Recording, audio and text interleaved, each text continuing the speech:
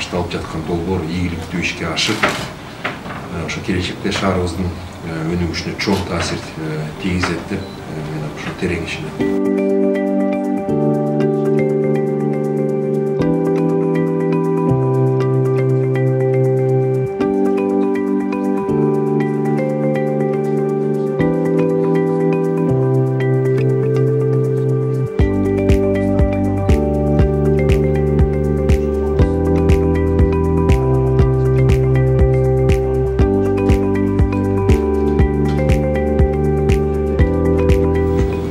IT бағытында негізгі басым жасап атабыз. Bundan башка дагы бизде классический университеттен бардык тармакта әдістер бар. Мен ойлойм, ошол кандай служба болбосун, кайсы тармак болбосун, бардыгына биздин мүмкүнчүлүктөр болушунча жардам берип, ушул шаардын өнүгүүсүнө бир салым кошконго аракет кылабыз деген ойдомун.